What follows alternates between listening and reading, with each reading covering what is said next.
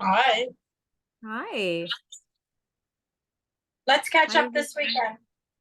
yes, we shall. It's very, You look beautiful. oh, so do you. Everybody looks radiant and beautiful that I can see on the call. Um, so we're embarking on something new. It's kind of exciting. From the little bit I gather, it's going to be super transformational and empowering for all our bodies and minds and spirits. So I'm ready. And Mynoo is going to be a little different format. So we're going to just go with it. And of course, it will be perfect, as it always is. Mynoo, are you there? Okay. I guess we're recording this. I didn't know she was live streaming, but we are live streaming. So wonderful. I think Give here me it's a good moment. live streamed. Yeah. Okay. So I'm going to spotlight you there. Wonderful. I think Give here me it's a good moment. live streamed. Yeah. Fabulous. Spotlight you there. Wonderful. I think Give here me it's a good moment. live streamed. Yeah.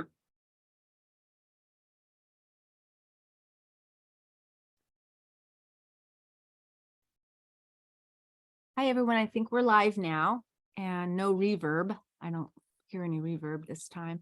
So Mynoo, I was just letting everyone know we're in for something quite new in a different format. So we are ready to get started.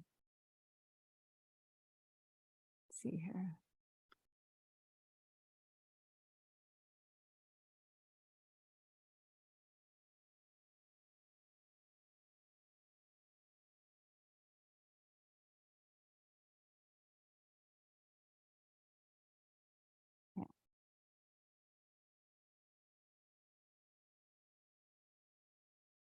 Hi there. So you can go ahead and welcome our Facebook audience.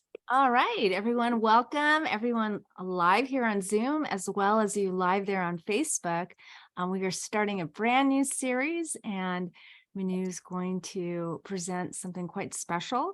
It's a different format, so we're just going to sort of go with it. And she's really going to work on our bodies and integrating various empowering transmissions. So we'll see what's in store.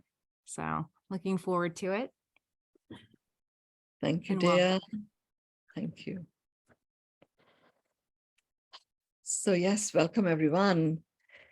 So this series is a series. I'm told it's a 52-part series. So we have at least a year to work with this.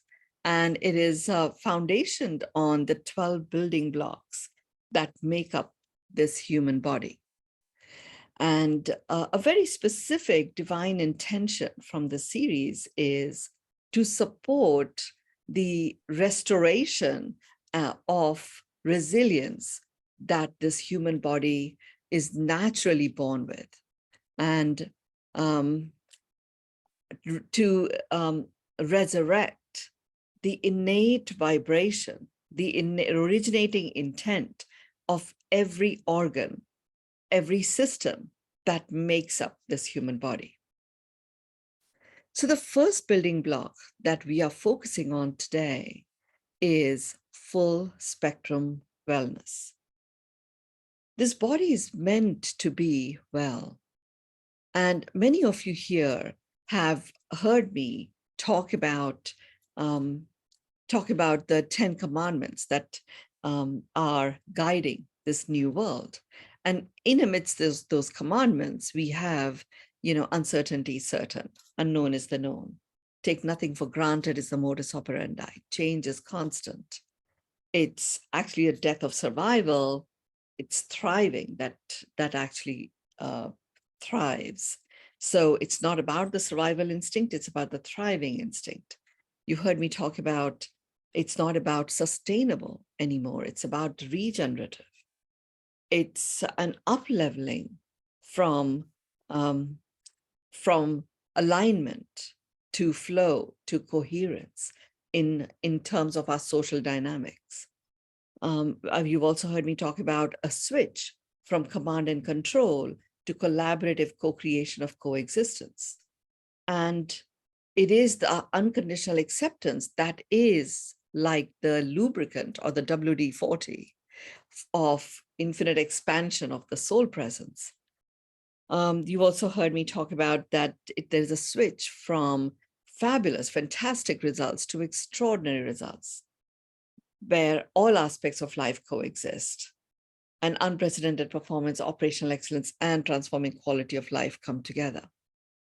So with all of this in mind, full spectrum wellness is what it's about.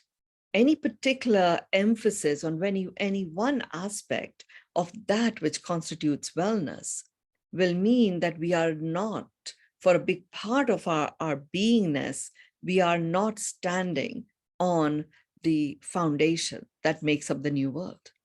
So full spectrum is the way it is. So today's session is, and we've actually done a nugget of wisdom on all of the 12 blocks. So we will be going through those 12 blocks in layers of nuance that we may not have expected. Usually I prepare for these sessions and I really go into my own life and all of that. And this one I'm guided to simply show up and transmit what is choosing to come through. So today's session focuses on full spectrum wellness. From full spectrum wellness arises full spectrum well-being. Full spectrum well-being arises full spectrum living. So wellness is simply like an isness, it just is. And we are naturally born as a full spectrum being. And therefore, the wellness is very present in a full spectrum way. And even now, even to this day, regardless of whatever your age may be, the moment you step into presencing your presence and you experience really your own presence, you are in that full spectrum wellness space. So let's understand, what are these 7 illuminating insights about full spectrum wellness itself? The first is, the first 6 are the 6 cylinders that make up full spectrum wellness. The first cylinder is physical.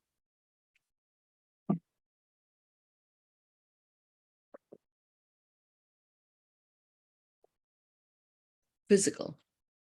The physical wellness includes everything that we can touch and feel. So the full spectrumness is where our sensory system plays a very important role. So there are different aspects of our sensory system that step forward in relationship to each of the illuminating insights that I'm about to share. So the physical illumination, which is the first illuminating insight, is sensed by the sensory system of touch. So we can touch it. If you can touch it, you're in the realm of physical wellness. However real a feeling may be, it's not full, it's not in the physical cylinder. So your physical cylinder is off if anything that you can touch feels painful or feels disconcerting. Okay, so that's the first thing to understand. So what might it include? It would include, your entire physical body that you can touch. It would include your material wealth as well, like money that you can touch. Okay, it would also include, certain physical comforts, like the chair I'm sitting on, or the shoes I'm wearing. like really stuff that is, impacting the level of comfort in your physical body. So when I ask you to examine the lay of the land of your physical self in the context of full spectrum wellness, you will go and look at the lay of the land of each of these different things. So sometimes, like I went through a phase not that long ago where my skin became quite rough, very, very dry, extremely dry, in fact, and very patchy and quite blotchy in terms of pigmentation. And okay, it was still something that I could hide with makeup, online, but it was very much present there. And I actually thought that, I've been sun gazing, I've been, sunbathing for 20 minutes a day. I wonder if it is something to do with that, because that's what everybody says. And, I accepted that maybe it is to do with that. Maybe I really should have listened to everyone saying, put sunblock and stuff like this. And I wasn't. I was just putting on coconut oil and going out, So something like that, yes, it affected my mental wellness and affected my emotional wellness, but it was something that began with physical. Okay. Now there are certain aspects of physical then I go into, another building block, which I'll talk about in a moment. And then I started examining it, that when something is there in your face, there is more to it than just what I'm physically experiencing. So there will be certain physical experiences that are only physical. And there'll be other physical experiences that affect you beyond just your physique. Like anything that happens, certainly it happened with me, when it happened to my face, it disturbed me mentally. I'm talking about this stuff and I can't be walking around looking like this. What is it that I'm not doing? What is it that I'm missing in the context of my physical body? And I'm talking about this appeared like 2 months ago. It wasn't that long ago. I was already on my journey of medicine-free living. So I was already doing some good stuff in terms of how I was eating and things like that. So it's important. What happens is when something physical happens to us, we don't fully examine the physical experience of what has occurred. We immediately switch to the effect it has had on our mental state or emotional or social dynamic. So as a result, the physical restoration and resurrection doesn't occur fully. Your body is designed to regenerate. At a physical level, it is very visible. You literally, it's indestructible. It is this physical body that is housing the soul, which is indestructible. And it knows so. So the physical body has the power of being a home to the soul being. For the soul being to acknowledge itself as a human and use the human body as its expression, it recognizes the power of this human body. The human body is largely quite physical in terms of how we show up. Of course, there are many layers to it. So it's important to recognize that at a physical level, we are powerful. We are indestructible.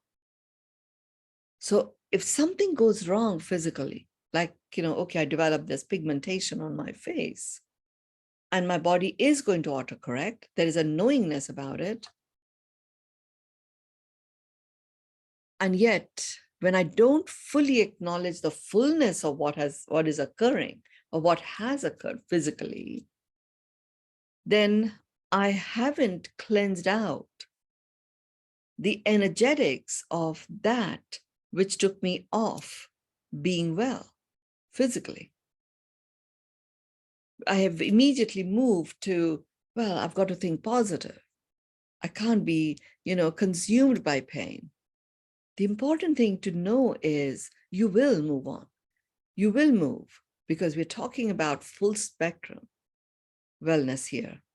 But don't until you have fully acknowledged whatever it is that you are experiencing physically.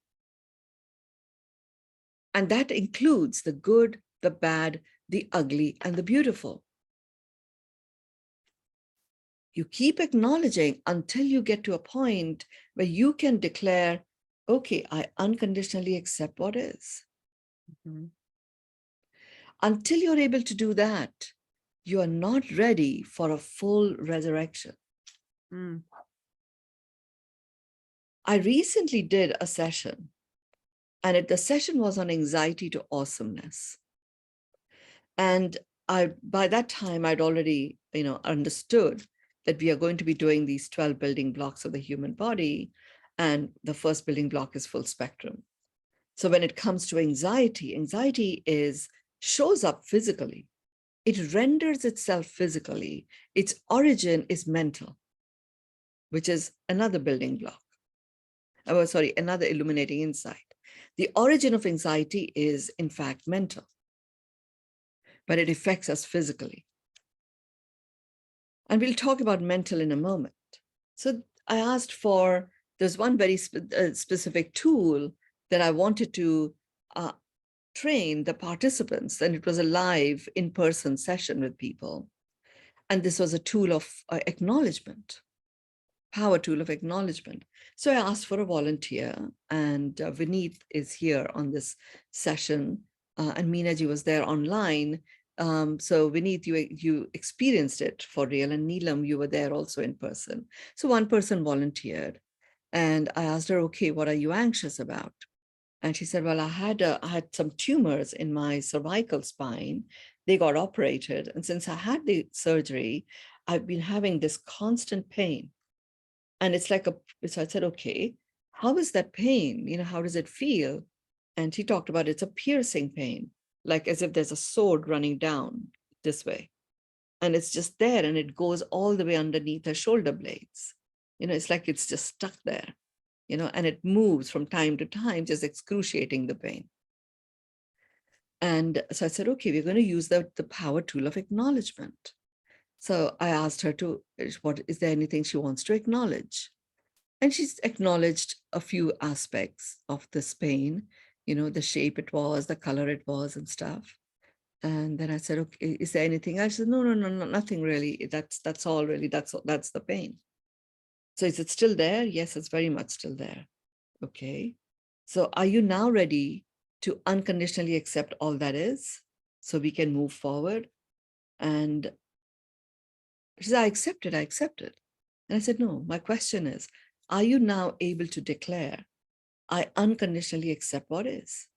Or is there more there for you to acknowledge? That's when she really started talking, because up to that point in time, it was just the physical characteristics of the pain that she was talking. It feels like a sword. It feels like it's going down here. It's, it was yellow, and it had a particular shape, particular intensity. She would just talk about all of that. But when I pushed her to say, okay, are you done with all the acknowledgement?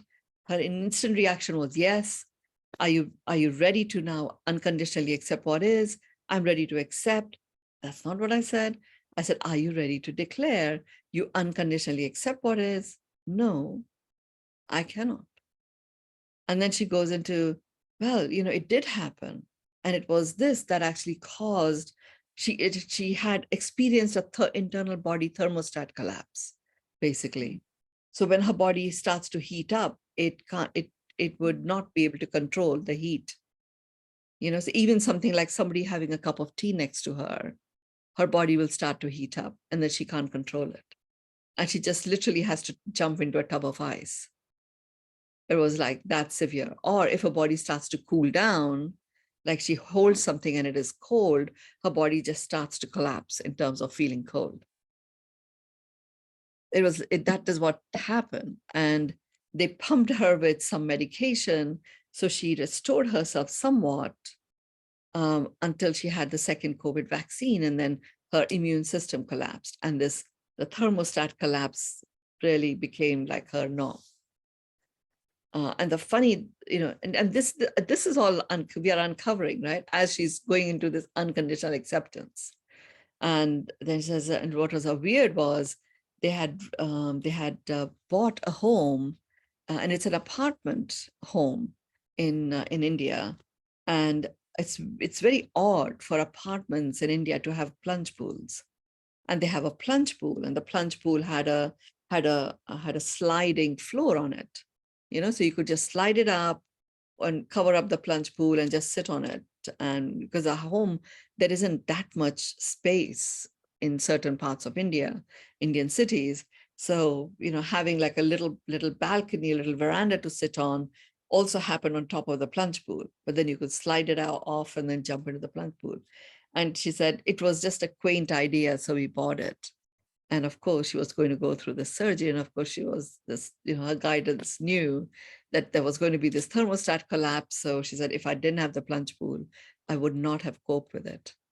Because we put a big freezer outside just to dump ice into the plunge pool, because I would overheat and I had to just go in and keep pouring ice into it to be able to cope, or turn the temperature on and heat it up when I was going hypothermic. And then she goes into, various situations in her life where she felt so unsupported. She felt she had become a laughing stock. She felt that her world had completely imploded. And there was no reason for that to happen. She felt particularly picked upon by the divine, right? All sorts of stuff. And she kept going. She kept going. And then finally she said, okay, I unconditionally accept all that is. Okay, are you able to just step forward? Yes, I am able to just step forward. And then she said, it's gone. Like, she literally stopped. She said, it's not there. The pain is not there. It's gone, but how can it go? Because this is where the surgery was. They told me I was always going to have it. They told me I had to live with it. That was my life. And I felt I did not want to take medication. I would rather jump into a plunge pool with ice than be medicated with the strong painkillers, because they were much more uncomfortable. And it's gone. And so I'm feeling a little bit of discomfort on the other shoulder, but I know that there has no basis to that. Well, you actually removed the burden, and the other shoulder was adjusting. There was an energetic burden of all the stories that this pain, that discomfort that you experienced after the surgery was holding. So the other shoulder was compensating for it. It was like constantly in a particular form, and then when this pain is now released, the other shoulder is just recalibrating. And once that adjustment takes place, you're going to be fine. My point of sharing this is I didn't let her move from the physical part. I kept her connected to the physical experience of pain. And she actually forgot that she'd stood up and was talking about it as a point of anxiety, because it was gone. Then it was like she was just, then she couldn't stop talking about how that it had gone. She and I were flying to the same town that night. So I had another like 3.5 hours with her.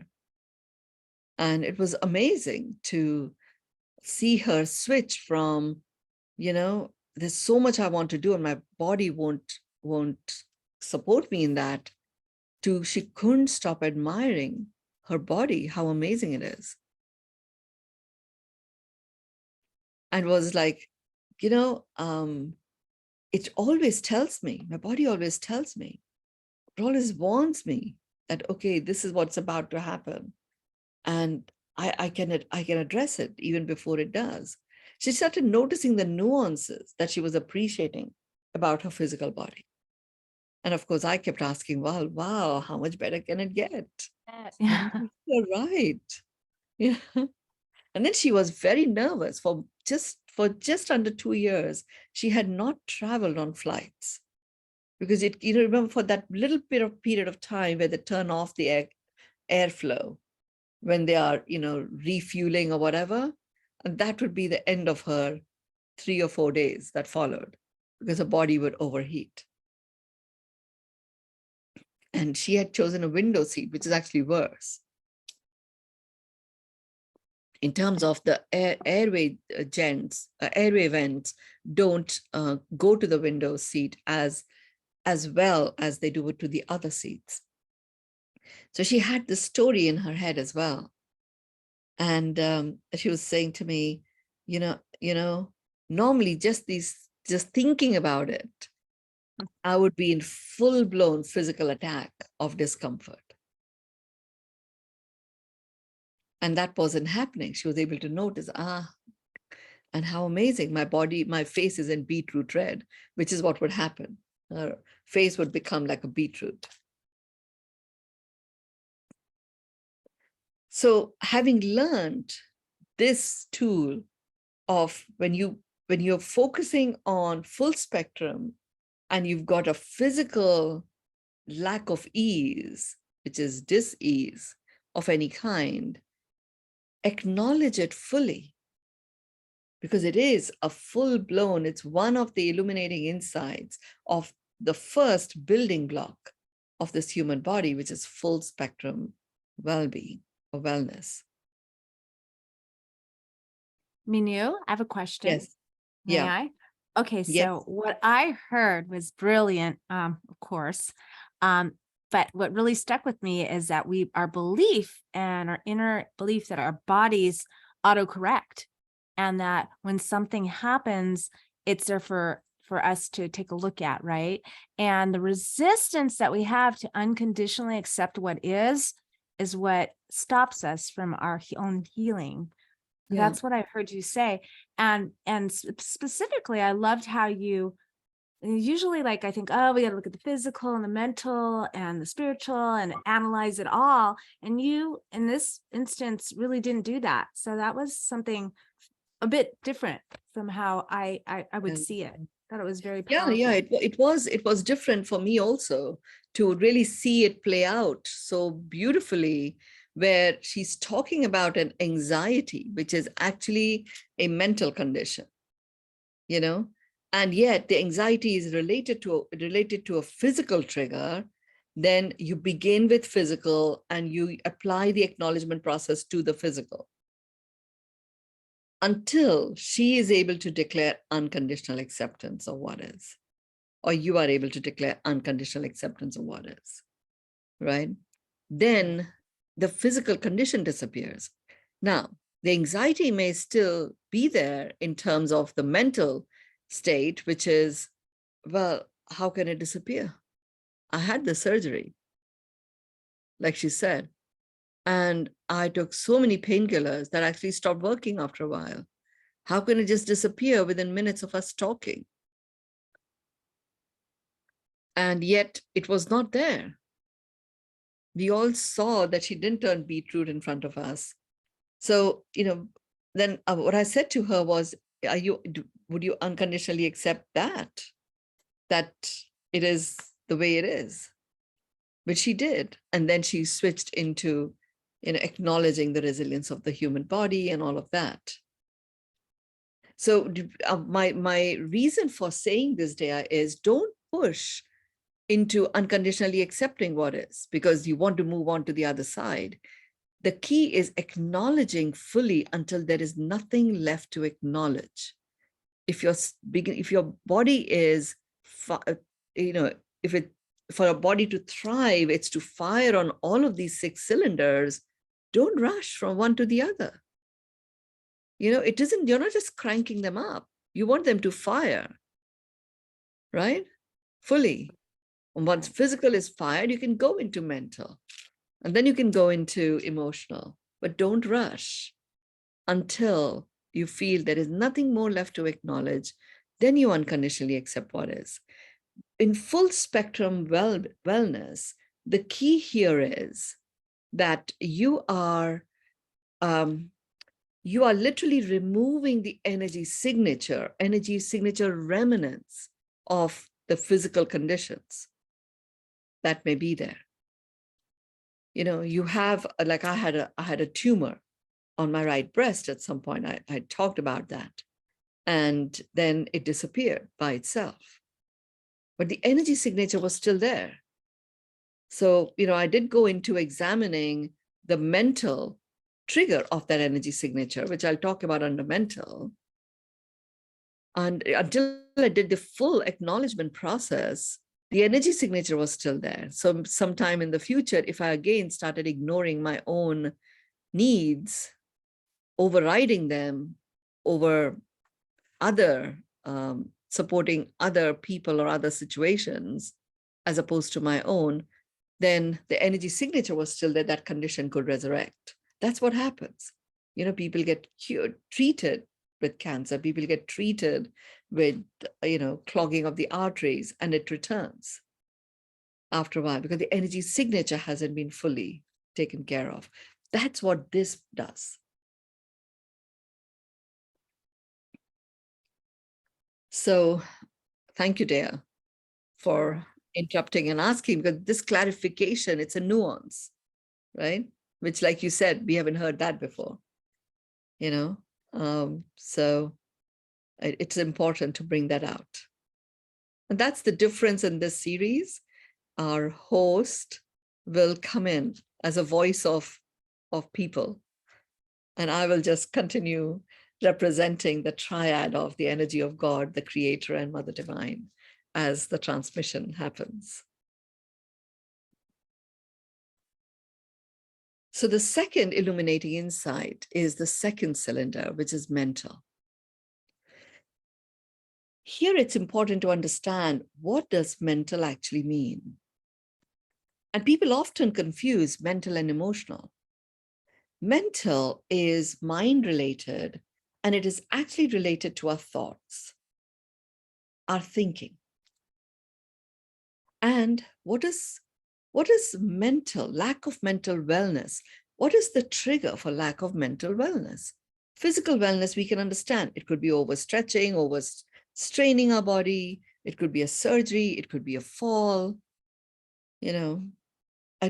It's those sort of things. With regards to mental, what is it that is, like, if I was to go into and say, well, what's that one action that we take that becomes a trigger for mental lack of ease, dis-ease? It is a meaning that we give to a fact, right? So we just work with the example of this lady that I talked about. She had the surgery, and they said that there will be this pain that you'll just need to, it'll ease off, but you will need to learn to live with it. And it didn't ease off. And she started taking more and more painkillers. And then she started developing all sorts of other conditions. And the pain was still there, like as in a chronic way. It went from acute to chronic because there were other things that started becoming acute in her body. And then she gave it a mental dollop of meaning, which is that her body, her body is weak. It's weakened. And it's weakened not of its own accord, it's weakened because of this and because of that and because of whatever the doctor did and all of that. And then she got that nobody really understands the fullness of her condition. So at a time when she needs the most support, people are not there to support her fully. So you see, the mental, when the first fact gets loaded with a story, with a meaning, your mental trigger is activated. And that mental trigger creates anxiety. So her body is weak, cause of anxiety. She requires support, but people don't understand her. They think she is like overplaying it, but nobody else can relate to her because they don't have this condition. She requires support. There is no one there to support her when she needs it. So, okay, I have a job right now. I can't go back to work. And if I don't keep working, there's no one here who understands and supports me. What's going to happen then? So I've got to use force to move forward. Now, the mental meaning-making machine is embellishing in meaning now, and it's just multiplying. And okay, for a period of time, there was this thermostat issue. It became a full-blown anchored autoimmune disorder where her body would react in that way. And the meaning just literally regenerates. We're living now on a foundation where it's not about sustainable, it's about regenerative. It applies both ways. It applies to good, the bad, the ugly, and the beautiful. So in terms of the mental cylinder, once you understand that the trigger lies in a meaning we gave something, there isn't anybody out there giving that meaning. Only you are. You can decide to drop the meaning. At any point in time, wherever you're at, you can drop the meaning. And in the acknowledgement process that I was going through, where I was getting her to focus on the physical, I brought in the mental when I said, do you unconditionally accept all that is? So that was her thought. How can I unconditionally accept all that is? I got her to think. After focusing her attention so much on describing the physical, I switched her very subtly, but very definitely into the mental space. I didn't need to go into any mental embellishment. I just wanted her to get to a point where she's done enough of acknowledgement and she could unconditionally accept what is as a thought. So the moment she got to that, she had literally dug out all the energy signature that was keeping her physical conditions in place. And boom, she was free. That's what happened. Because her cells, remember, we are only 18 months old on average. But it's the energy signature that was loading the pain and the discomfort so much that even though she had had years and years of fresh cells coming in, the only thing that was keeping the pain in place for her was the energy signatures of her thoughts about everything that led up to this, as a result of which many of her thoughts became beliefs. What is a belief? It is our beliefs that give us our experience of our world. A belief is only a thought that you think a lot, as Abraham Hicks said. It's a thought you keep thinking. So think a different thought and think it a lot, and you have a new belief. She did go into disbelief for a period of time, but then at that day, she had had 2 coffees. She'd been sitting in a room from, she arrived about 10:30 or so until 6 p.m. And she'd taken a flight from another part of India. So she'd been on the flight for 2.5 hours.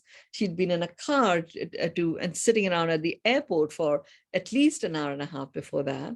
She'd not done any of those things for 2 years. So her lack of her disbelief in what had occurred didn't last that long because there was so much evidence of to the contrary. So if she could do it today, she could always have done it, other than those times when she was physically recovering from surgery. And tomorrow will be a whole week since we did the process. I was speaking to her yesterday. I've been in touch with her every few days because, your mind, your thoughts can go into a state of disbelief. And I really want her to think this new thought. that her body is regenerated already, and it's regenerating. And she's only 18 months old. You know, these new cells that are born are not born with that thought. We laid in it. And she doesn't need to do that anymore. This is the first building block, full spectrum wellness. There you can see, I mean, you deal with so many as a lawyer, you know, and as an Aquarian lawyer that brings in a conscious awareness to whatever you do, you see the mental lack of wellness quite rampant. Oh, yeah. You know? Their emotional and mental bodies are very, very disturbed a lot. Yes, Yeah. yes, yes. And they don't like, and once they can take accountability and accept what is, we can move forward. But they have to take accountability for how they feel and how the other person feels in order for us to move forward. Yeah. Yeah, yeah, yeah, yeah. So let's move to the other illuminating insight, which is emotional. So emotional is all about feeling. So it's a feel that we're talking about. In the case of mental, it's still the sensory organ that is playing up there is your sense of smell. Weird, but it is a sense of smell that is playing up. You know, it's like as if the smell somehow, whatever we breathe in goes straight into the brain, you know, and we are like, it's a sense of smell that actually triggers the multiplication of the thoughts. That's a different different way of looking at it, which is one of the reasons why aromatherapy as a remedy works so powerfully in calming us down, calming the nerves. A physical pain may not be impacted by aromatherapy as much as a mental state is. So if someone is spinning as a result of pain, or back remedies are the same. Flower essences are similar. They have a direct impact on calming the nerves, the mental well-being.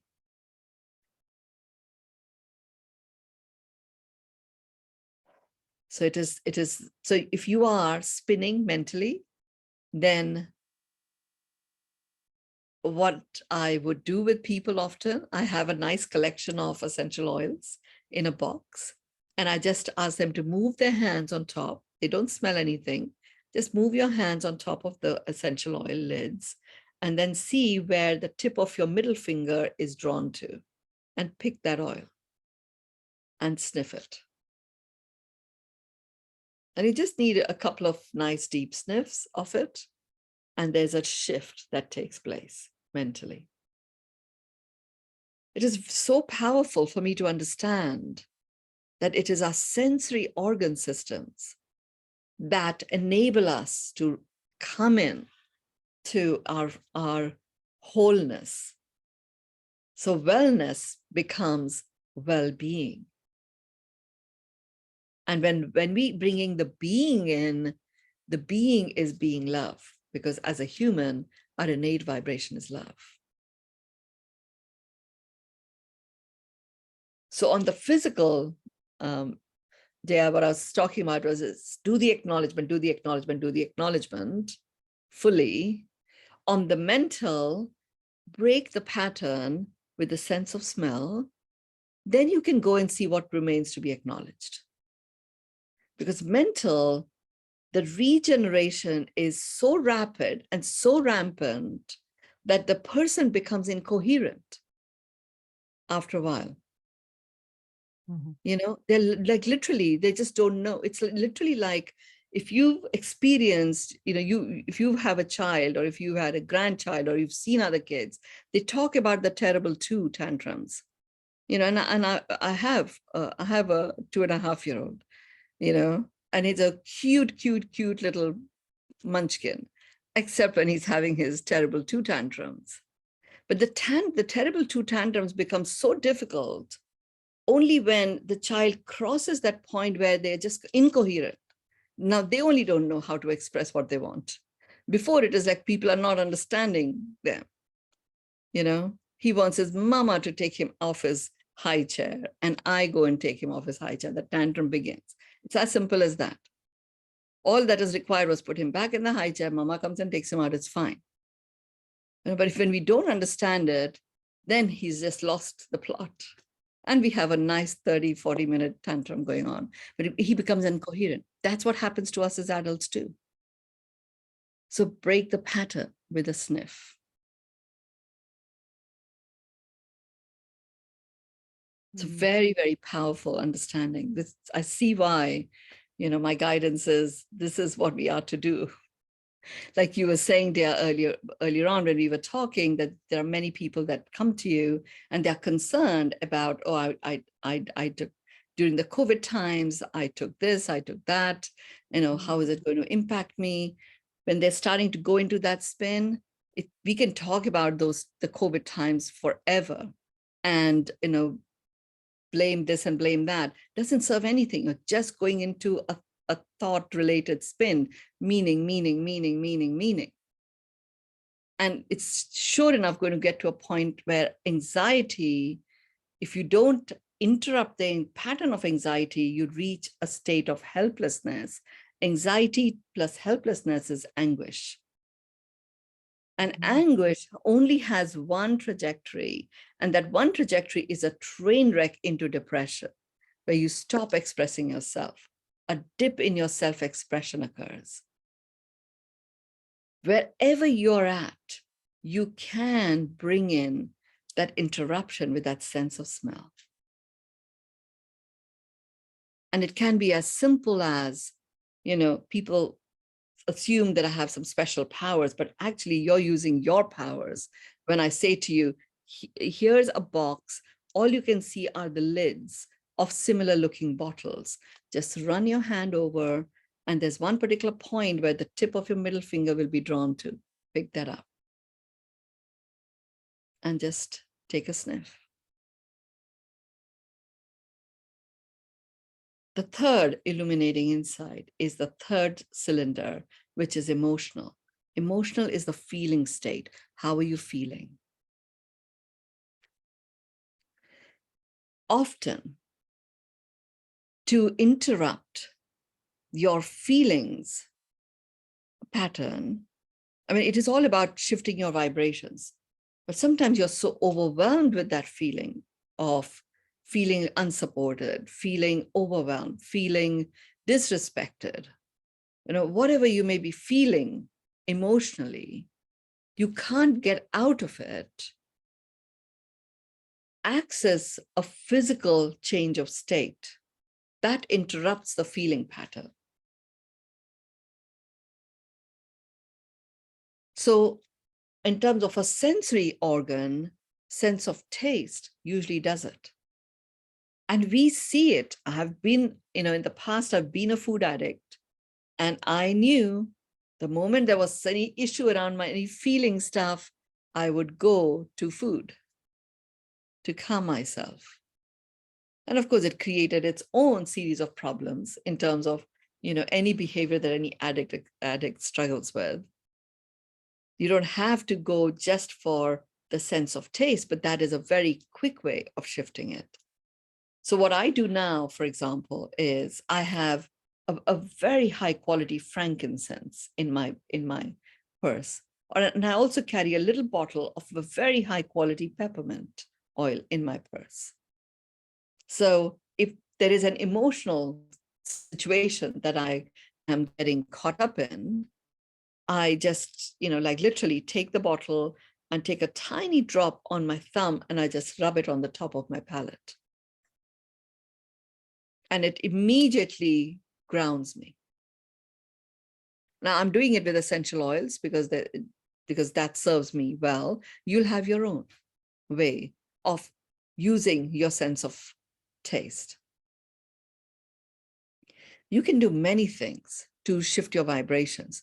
My whole thing is, if you're sliding into a pattern, interrupt the pattern. Find a way of interrupting the pattern.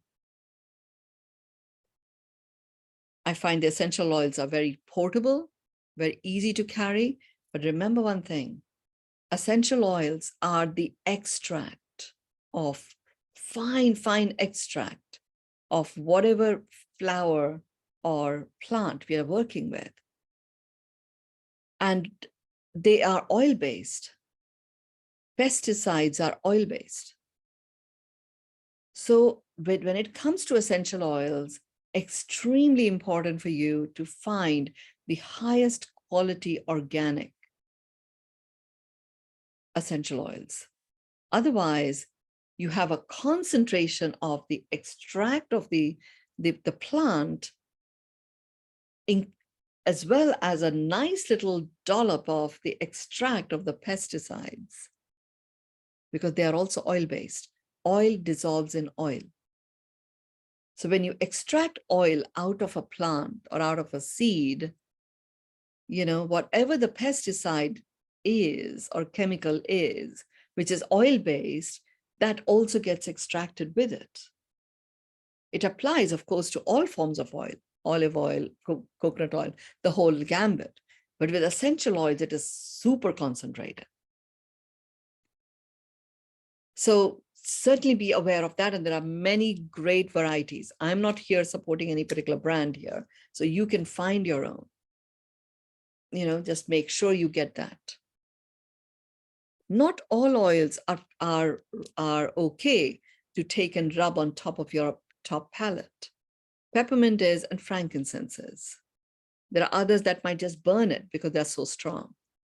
But peppermint and frankincense are both actually commonly available. Lavender also is fine. Though I find peppermint particularly refreshing, frankincense, I'm particularly drawn to it. It's like my power oil, so I go for it. But not everybody can take frankincense either. Everyone can actually handle peppermint nicely. So with mental, once you've interrupted your pattern, use the tool of acknowledgement. That's fine. After mental comes spiritual. So we are coming up to the hour very shortly. We will complete, I'm not going to rush into this because you see the importance of understanding the nuance. So we will today finish with spiritual. We'll still have social and environmental, which are two big bodies of understanding, which we will do next week. But let's go to spiritual. Spiritual, the first thing is firing on the spiritual cylinder. What does that mean? How do we fire on it such that it becomes regenerative and we experience a thriving experience? Spiritual, it's important to understand what spiritual is. Spiritual is reconnection to the spirit of us, the spirit of me, the spirit of I, the spirit of I am.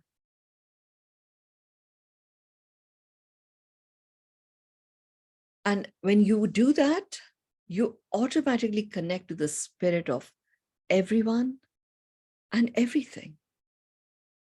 And it brings an end to duality.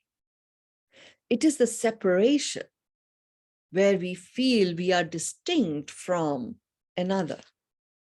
We have a whole collection of stuff that starts to build up in terms of wanting to accumulate more than another, wanting to be better than another. You can do it as a game, but when it starts getting associated with the spirit of you, you start disconnecting from the spiritedness of you. Your expression starts to become one which is inauthentic. And that is what takes you off, away from firing on the spiritual cylinder, and you go looking for another way, something external, some other forms of spiritual connection, which is outside of you. But really, spiritual is the one that is the inside of you. Spiritual is the one that brings you into that oneness. It ends duality and it brings you into a state of oneness with your soul presence And your soul presence is limitless. It knows it. It is indestructible and it knows it.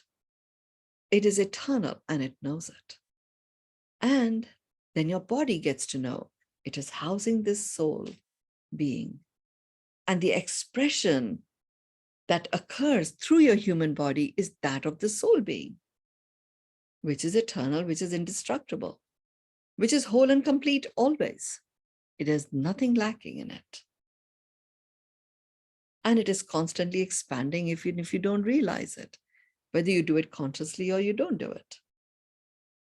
Once you get to that knowingness, you can then actually play a game, and your life becomes one of a playful expression of your spiritedness. Now you are thriving on this cylinder. So when I talk about, diversity is a given.